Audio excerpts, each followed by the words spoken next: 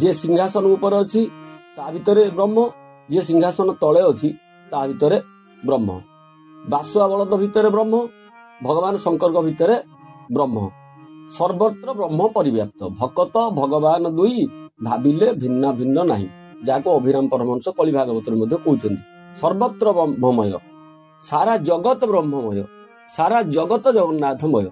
प्रभु जगन्नाथ जगतर कोणे कोणे व्यापिकी अछंती। प्रभु जगन्नाथ ब्रह्म रूप रे सारा जगत रे व्यापिकी अछंती। सर्वत्र ब्रह्ममय, सर्वत्र जगन्नाथमय। तेबे किए कार पूजा करिवो? आ ये पूजा पद्धतिर आवश्यकता कोन अछि? फूल धूप दीप चंदन देके भगवान को पूजा करिवार कोन आवश्यकता अछि?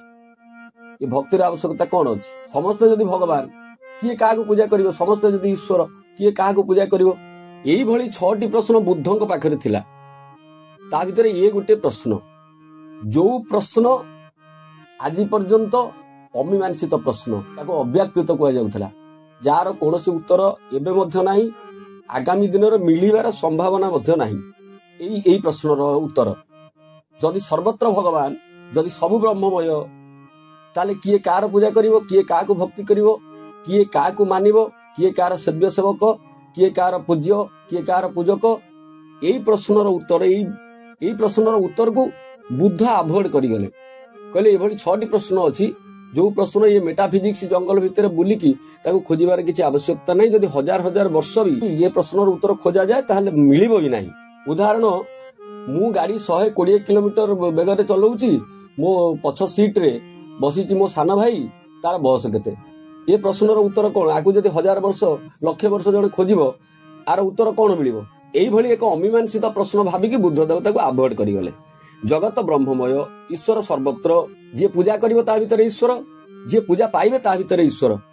जे ज्ञान मार्गर साधक, जे ज्ञानी, जे ब्रह्ममय जगत सर्वर अनुभवी, जे रियलाइज करिछि, जार श्रवण मनन निधिध्यासन परे समाधि रे, जोगरे, मन बुद्धि चित्त अहंकार अंतकरण चतुष्टयर ऊपर जे तांको अनुभव करिछि, सेही सर्वत्र परिव्याप्त चेतना को ये पूजा पाठ करे ना, एवं ये पूजा पाठर आवश्यकता नाही बोली से अनुभव करे। यही पूजा पाठ करिवा, भगवान को पूजा करिवा, भगवान को भक्ति करिवा, ये ज्ञानी पई किछि आवश्यक नाही। से पूजारी को स्वीकार करे ना, से सेव्य सेवक भाव को से स्वीकार करे ना। यही कथा याज्ञवल्क्य को सेदिन तांकर शिष्य पचारिथिले, by knowing which nothing remains to be known. कोन जानि गले आउ जानिबा बाकी रहिबो नै। कोन जानि गले ये पृथ्वी रे सबु जानिबार समाप्त हबो, सबु जानि हे जिवो, सबु बुझी हे जिवो। सेदिन सीधा उत्तर काल विलंब न करिकी याज्ञवल्क्य कहले, तत्त्वमसि, तू ही से, तू तत्ते जानि जा, तू तत्ते अनुभव कर, तू तत्ते देख, तू तत्ते बुझी जा।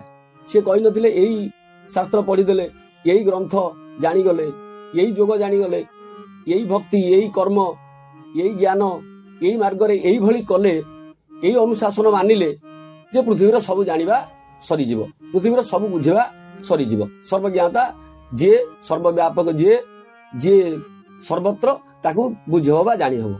से काल विलंब न करिकी कहिथिले जे तत्त्वमसि, तू ही से, तू तत्ते जानि जा। निजे निज को जानि गले से परम सत्य को जानि हबो। से परम सत्य होउची सेही जे तो भीतर अछंती, सेही होउची ब्रह्म जे तो भीतर आत्मा रूप रे अछंती, तोरी भीतर चेतना रूप रे अछंती। आत्मा को जानि गले, निज को जानि गले, निजर आत्मसत्ता को जानि गले, सेही आत्मसत्ता सर्वत्र परिव्याप्त, से सबुठी अछंती। ईश्वर सर्वभूतानां, सेही भगवान प्रति घटरे अछंती। सेही भगवान पृथ्वीर प्रत्येकटी जड़ भीतर अछंती, चेतन भीतर अछंती, सी सर्वत्र परिव्याप्त होइके अछंती। सेही आत्म तत्व ही सर्वत्र सर्व रूप रे नाम रूप रे विद्यमान हेछि। ए कथा जेतेबेले जानि जीवो जणे, निजको जेतेबेले जानि जीवो, निजको जेतेबेले चिन्हि जीवो, निजको जेतेबेले बुझी जीवो, को अहम जेतेबेले ए प्रश्नर उत्तर से पाई जीवो, ताहले पृथ्वीर सबु विषयर जानिबा शेष हबो, आ सबु ज्ञानर समाप्त घटिबो। सेइतपई याज्ञवल्क्य कहले तत्त्वमसि, ये ज्ञानर विषय।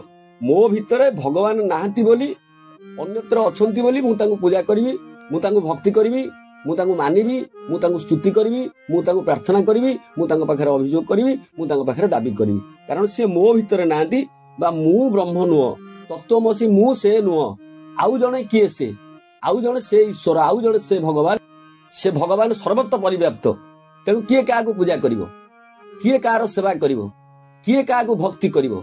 ଜ୍ଞାନ ମାର୍ଗରେ ଏ ପୂଜା ପାଠର ବିଷୟ ନାହିଁ।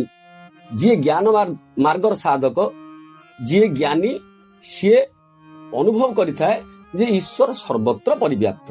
ଯାହାଙ୍କ ପାଖରେ ମୁଁ ହଉଛି ପୂଜାରୀ, ଯାହାଙ୍କ ପାଖରେ ମୁଁ ସେବକ, ଯାହାଙ୍କ ପାଖରେ ମୁଁ ଦାସ, ଯାହାଙ୍କ ପାଖରେ ମୁଁ ଭକ୍ତ। ପରନ୍ତୁ ଜଣେ ସାଧାରଣ ମଣିଷ, ଯାହାର ବୁଦ୍ଧି, ଯାହାର ମେଧା ଶକ୍ତିର ପରିସୀମା ସୀମିତ, ସିଏ କଣ ବୁଝିବ? ସିଏ କେମିତି ଏଇ ଈଶ୍ୱରଙ୍କୁ ବୁଝିବ? ସର୍ବବ୍ୟାପକ ବ୍ରହ୍ମଙ୍କୁ ସିଏ ବୁଝିବ? ଯିଏ ଜନ୍ମ ହେଲେ ଦୁଇ ଦେଖୁଛି, ଯିଏ ଜନ୍ମ ହେଲେ ଦ୍ୱୈତ ହିଁ ଦେଖୁଛି, ସିଏ ଅଦ୍ୱୈତକୁ ବୁଝିବ କେମିତି? ଯଦି ବ୍ରହ୍ମ ସର୍ବତ୍ର ପରିବ୍ୟାପ୍ତ, ତେବେ ଜଣେ ସାଧାରଣ ଲୋକ ସିଏ କଣ କରିବ? ଏ ପ୍ରଶ୍ନର ଉତ୍ତର ଜଗତଗୁରୁ ଶଙ୍କରାଚାର୍ଯ୍ୟ ଦେଇଛନ୍ତି।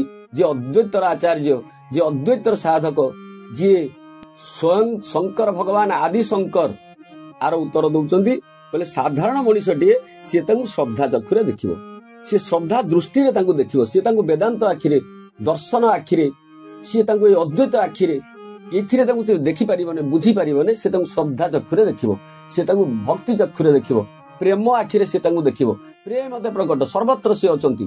ସେ ଭଗବାନ ସବୁଠି ସିଏ ରାମମୟ, ସବୁ ଜୀବ ଜାଣି ସବୁଠି ସେ ଅଛନ୍ତି, ସବୁଠି ସେ ପରିବ୍ୟାପ୍ତ।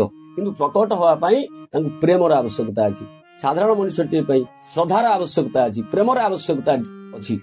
ଯେତେବେଳେ ସେ ତାଙ୍କୁ ଶ୍ରଦ୍ଧା ଚକ୍ଷୁରେ ଦେଖିବ, ଯେତେବେଳେ ସେ ତାଙ୍କୁ ପ୍ରେମ ଚକ୍ଷୁରେ ଦେଖିବ, ଯେତେବେଳେ ସେ ତାଙ୍କୁ ଭକ୍ତି ଚକ୍ଷୁରେ ଦେଖିବ, ସିଏ ଆଉ ନିର୍ଗୁଣ ନିରାକାର ବ୍ରହ୍ମ ନୁହନ୍ତି, ସିଏ ଆଉ ଅନଲିମିଟେଡ, ସିଏ ଆବ୍ସୋଲ୍ୟୁଟ, ସିଏ ଇନଫିନିଟି ନୁହନ୍ତି, ସିଏ ଆଉ ଅସୀମ, ସିଏ କଳ୍ପନାର ବାହାରେ, ବୁଦ୍ଧିର ବାହାରେ, ଆମ ଜ୍ଞାନର ବାହାରେ, ଆମ କର୍ମର ବାହାରେ, ଆମ ଚିନ୍ତା ଚେତନାର ବାହାରେ, ସେ ସର୍ବତ୍ର ପରିବ୍ୟାପ୍ତ ଈଶ୍ୱର ସିଏ ଏବେ ସଗୁଣ ନିରାକାର ହେଇଯିବେ। ନିର୍ଗୁଣ ନିରାକାରରୁ ସଗୁଣ ନିରାକାର ହବା ପାଇଁ ଭକ୍ତର ଆଖି, ପ୍ରେମିକର ଆଖି, ଶ୍ରଦ୍ଧାଳୁର ଆଖି ସେଇ ଦୃଷ୍ଟିରୁ ତାଙ୍କୁ ବିଚାର କରେ, ସେଇ ମୂର୍ତ୍ତିରେ ତାଙ୍କୁ ଦେଖେ। ସତ୍ୱ ଦୃଷ୍ଟିକୋଣରୁ, ରଜ ଦୃଷ୍ଟିକୋଣରୁ, ତମ ଦୃଷ୍ଟିକୋଣରୁ ଯେତେବେଳେ ସେ ସଗୁଣ ସାକାର ହୁଅନ୍ତି, ସେତେବେଳେ ସେ ତିନି ଗୁଣର ଅଧୀନ ଭିତରକୁ ଆସିବେ।